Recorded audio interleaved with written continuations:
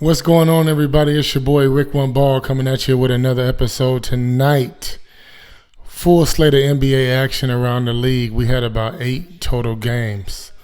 Now, I didn't get to all 8 games. I damn sure didn't, but I got to a majority of them. And I'm here to bring you the goods. Hope everybody having a great Monday. You know, it's a start of the work week. Back to the grind. Back to the grind. But we're gonna start it off with the Miami Heat and the Brooklyn Nets. What a game! What a game! Bam Adebayo. He's just continuing on with how he did it last year.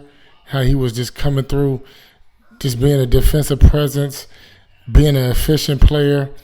Now, I ain't gonna lie. When I was watching him in the bubble last year, in the NBA bubble, I thought that was partially some of the reason why he was performing well.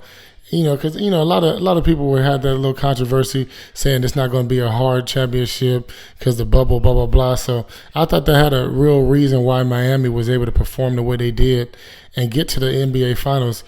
Nobody had the Miami Heat getting to the finals last year. Don't even lie. Do not lie. Don't even act like you did. They was not supposed to make it to no NBA Finals, but they did. They did. And a big contributor to that was Bam Adebayo. And he showed the reason for that tonight. The way he was able to hit timely buckets, make defensive possessions, get and ones, be the energy, be the heart and soul of that team, it just shows you that man is contract deserving. If they don't hurry up and get this man a contract, I'm going to fire Pat Riley. I'm going to let him go. He better hurry up and get this man a contract. I remember they was saying that they wasn't going to get him a contract this year. They was going to try to make him wait one more year so they could try to land a potential big free agent like an Antetokounmpo or whatever the case may be. Yeah, no. If you'd have did that, you risk the chance of losing him. And he's supposed to be your foundation. This man is everything Miami Heat culture, the hard work, the grittiness, the never give up.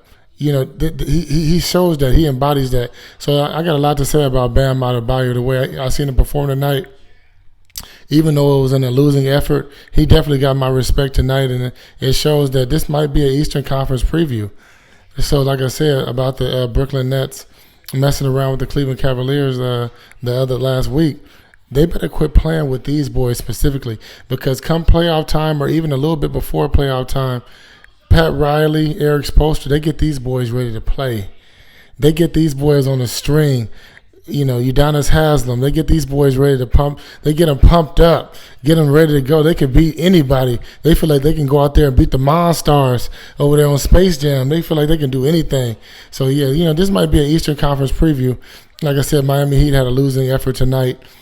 It was a nip and tuck game, very close game. But, down the stretch, I'd say with about 5 minutes left, Kevin Durant hit a very timely three-point shot. And then here come Kyrie Irving with a bucket. Yeah. And then here come James Harden with a 3. Very timely, I might add, to put that game out of reach. So Brooklyn was able to come out with this game tonight and get a good quality win, which they needed. They definitely needed, because they've been on they've been on a real ride this last week with them 2 losses to Cleveland. So they got a quality win tonight against Miami Heat. So that was that. Next game was the Los Angeles Lakers versus the Cleveland Cavaliers. That game had me laughing a little bit, because you could tell by the commentators on the call for the Cleveland Cavaliers, they so used to having LeBron James there. They want him back so bad, man, and I could tell their heart was broke when LeBron left and went to went to Los Angeles for these last 2 years.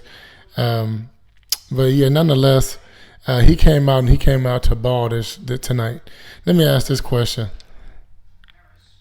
is LeBron James the best player in the NBA? I think he is. I think he still is. And it's insane to say that at year 18. What other NBA player in NBA history can say that they were the best player in the NBA in year 18? 18 years in the NBA. Now, I know he came out of high school, but that's NBA miles on that body.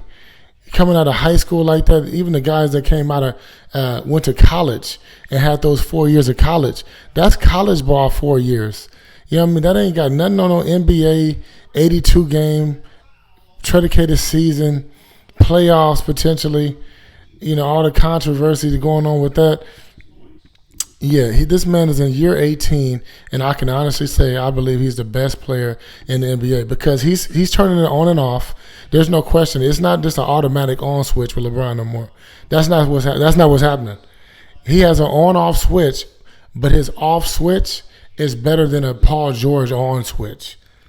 Yeah, his off switch is better than Paul George's on switch. This man LeBron, he's showing me like late in Jordan's career, Jordan started developing that patent fadeaway jumper. LeBron's jumper is a little bit more rough around the edges. It's more mechanical. Jordan's was more fluid, like a ballerina. It was just a beautiful shot. LeBron's it's okay. It's an okay shot. It's not a beautiful shot. It's more mechanics, but it's going in. It's dropping. He's getting close to a defender, pivoting off the right foot and just jumping in the air with grace and letting that ball flicker off his hand into the basket. And he's shooting that shot often. He's shooting 3-pointers often. He had a high 3-point percentage tonight. He couldn't be stopped tonight. We had 46 points. Yeah, what do you have? 46 points. He was dropping buckets. He came to ball tonight. And he came to ball tonight and he was doing his thing, no question about it. No question about it. LeBron had 46. Anthony Davis was able to pitch in with 17.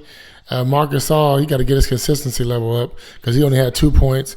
Dennis Schroeder had that 10 points. Caldwell Pope, even though he only had 10 points tonight, Caldwell Pope is showing that he's consistent and he was worthy of that contract that Los Angeles Lakers gave him because they were going to let this man go. And that would have been a big mistake because he's a big-time contributor, a hell of a defender, and a consistent 3-point shooter. Montrezl Harrell is starting to be LeBron James' favorite toy. You can tell they're starting to really vibe off each other, and get that good flow going, get that good flow hard nosed. He said he can help LeBron win a second championship with the Lakers. All right. You know what I mean? Marcus Morris had 8 points. That was good one.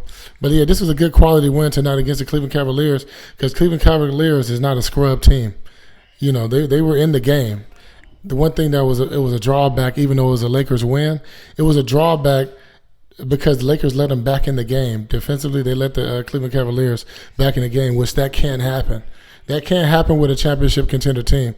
You cannot let your foot off the gas. It can't happen. So those were the 2 wins tonight that really stuck out to me. You had the Dallas Mavericks and some other teams tonight, but like I said, these are the two quality wins that stuck out to me. You already know what it is. Like, comment, subscribe. We out.